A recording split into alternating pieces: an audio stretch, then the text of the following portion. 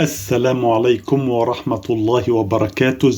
ازيكم عاملين ايه؟ يا رب تكونوا جميعا بخير وصحة وسعادة.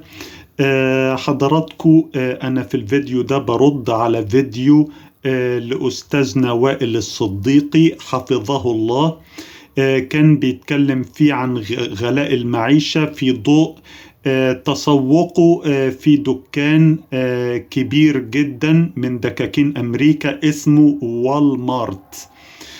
وحاول يقنع الناس ان بناء عليه المعيشة في أمريكا ما هياش غالية كما يروج البعض. طريف الأمر يا أخوانا إن اللي قال إن هو نفسه اللي قال في هذا الفيديو إن المعيشة في أمريكا مش غالية، هو نفسه قال إن المعيشة في أمريكا غالية ده في فيديو آخر، وقال إنها غالية لدرجة إن لازم الراجل يشتغل ومراته تشتغل وولاده في أقرب فرصة يكونوا فيها في سن شغل يشتغلوا. فهو ناقض نفسه بين فيديوهين، فيديو اتكلم فيه عن الأسعار عموما في ضوء الأسعار بتاعت الوالمارت، وفي فيديو تاني اتكلم عن أهمية إن كل الناس اللي في الهاوس هولد تشتغل عشان مواجهة غلاء المعيشة. دي نقطة مهمة، وهي نقطة التناقض اللي هو نفسه وقع فيه لما حاول ان هو يقنعنا ان المعيشة في امريكا مش غالية. حضراتكم، معظم كلف المعيشة في امريكا مش من الاكل بالمناسبة، هي من السكن وفواتير السكن، من كهرباء ومية ووقود وإيجار أو قسط بيت لو أنت صاحب البيت. فأغلب مصاريف المعيشة في أمريكا مش جاية من الأكل، هي جاية من السكن. فما ينفعش تتكلم عن الأسعار ككل أو نفقات المعيشة ككل فقط في ضوء الأكل، أو إنك تحصرها في الأكل فقط لا غير، لأن المصاريف المعيشة بتشمل سكن وأكل وممكن مواصلات أو مصاريف سيارة وإلى آخره، ما هياش قاصرة على الأكل وبس. دي حاجة. الحاجة التانية يا أخوانا إن والمارت ده دكان ضخم جدا، عامل أسعاره عاملة زي أسعار الجملة، بمعنى إن أسعار دكان الوالمارت اللي أستاذنا وائل ورها لنا في الفيديو بتاعه لا تعبر عن الأسعار في أمريكا على الإطلاق.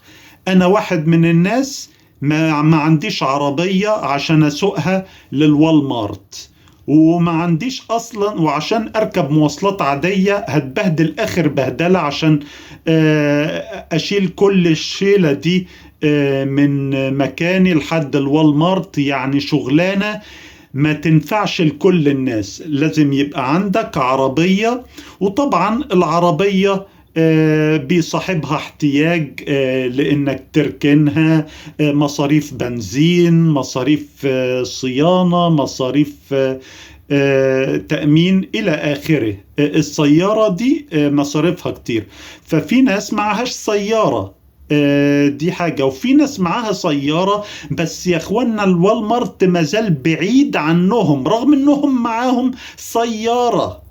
تخيل اللي معهوش عربية او معهوش سيارة ازاي هيروح للوالمارت؟ فالوالمارت ده ما هوش سهل الوصول اليه لكل الناس، في ناس ما تقدرش توصل للوالمارت. فما ينفعش يا أستاذ وائل إنك تتكلم عن أسعار الأكل في أمريكا في ضوء أسعار الوالمارت، لأن الوالمارت ده مش موجود في كل المناطق. أيوة، هو ممكن يكون موجود في كل الولايات لكن مش في كل المناطق، فمش كل الناس تقدر توصل له. فدي حاجة مهمة إنك تاخدها في الاعتبار. كمان حاجة مهمة برضو تاخدوها في الاعتبار، وهو ان الاسعار واضح بتاعت الوالمارت في فلوريدا واضح ليا انها ارخص وبكتير من اسعار الوالمارت في نيويورك ونيوجيرسي. ده اقدر اقوله بصراحة، لانك انت فعلا انا ما شفتش ابدا 60 بيضة في امريكا ب$15.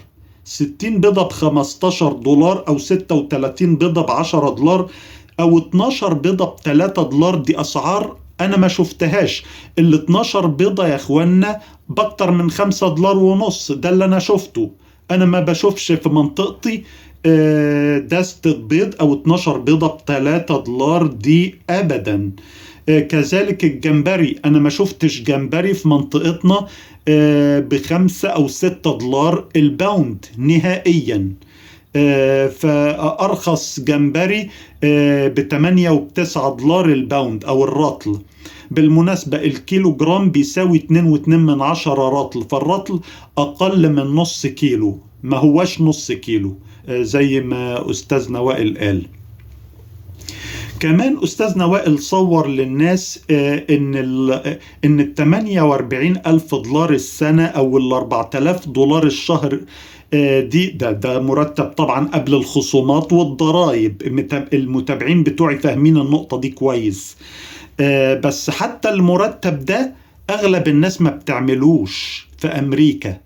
أغلب الناس أصلا ما بتعملش $42,000 في السنة، اللي هو أقل من $48,000 السنة. فأغلب الناس اللي شغالين في أمريكا ما بيعملوش $48,000 السنة جروس، اللي هو يصفصف له على حاجة و$30,000 بعد الخصومات والضرائب. فأغلب الناس اللي شغالين في أمريكا ما بتعملش حاجة و$30,000 بعد الخصومات والضرائب بقى إيه. فنقول مثلا أغلب الناس ما بتعملش $3,000 في الشهر. مش هقول 4000 لأن في خصومات وضرائب. فأغلب الناس في أمريكا ما بتعملش $3,000 دي في الشهر. فبطل نغمة إن لو واحد بيعمل $4,000 الشهر، يا سيدي أنا عارف إن أنت يوتيوبر كبير وقد الدنيا وبتعملهم، يا سيدي ربنا يبارك لك. لكن ما ينفعش تقول تتكلم عن مرتب $4,000 الشهر ده كما لو كان أغلبية الأمريكان بيعملوه، لأن هذا غير صحيح. أغلب الأمريكان ما بيعملوش $4,000 الشهر، أو اللي هي بتصفصف خلينا نقول على أقل من $3,000 الشهر. أغلب الأمريكان ما بيعملوش المرتب ده، عشان بس نكون واضحين. فطبعا كنا اتكلمنا عن الإيجار والفواتير. أيوة دي عالية، وطبعا بتمثل أغلب مصاريف المعيشة. لاحظوا حضراتكم حاجة مهمة برضو، إن أستاذنا وائل الصديقي لما يجي يتكلم عن أي مرتب باستخفاف أو هو نفسه قال إنه بطل يشتغل عند ناس من سنة 2006. هل ده يفرق كتير؟ أيوة يا إخوانا يفرق كتير، لأنه ما عادش يعرف الفلوس أو القرش بيجي إزاي. فاللي يتكلم عن الفلوس كده بالاستخفاف ده بيعمل كذا يعني، لا، ما ينفعش انه يتكلم عن الفلوس باستخفاف، لانه هو نسي الفلوس بتيجي ازاي. هي اصبحت بتجيله بسهولة ما شاء الله، اللهم لا حسد، من اليوتيوب. وربما يكون له مصادر تانية الله اعلم بيها يعني. فبرضه بالنسبة للحوم انه هو قال انها حلال لان اللي شغالين فيها في المذابح اهل كتاب. برضه ما يقدرش يقول جملة زي دي، لأن كتير من الأمريكان ملاحدة ما بيؤمنوش أصلا بوجود إله. أنا مش عارف جاب الكلام ده منين يعني.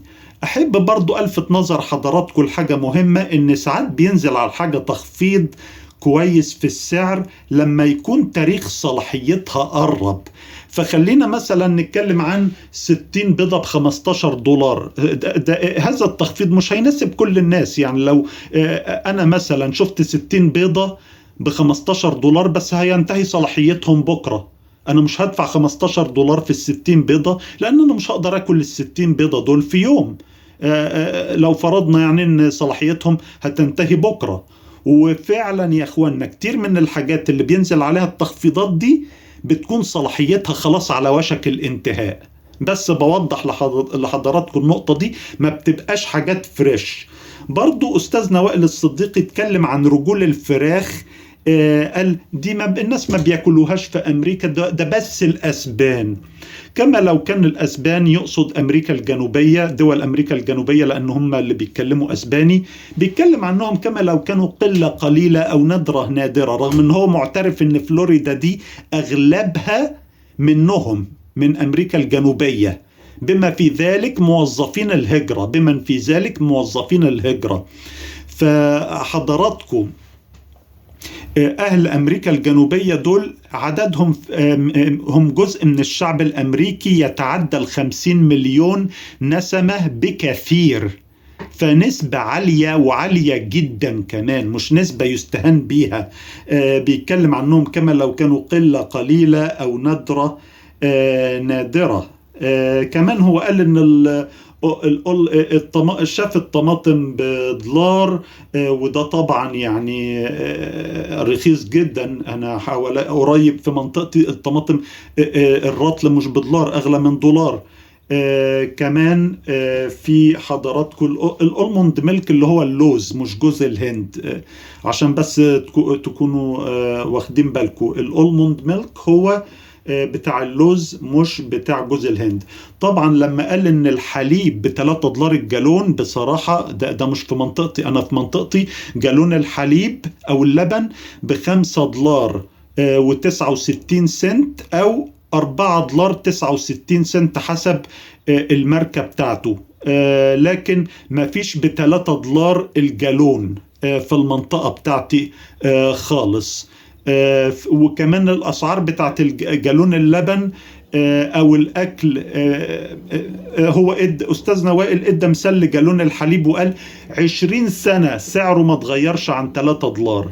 لا، سعر الجالون يا أخوانا في خلال 20 سنة اتغير، مش قيمة ثابتة.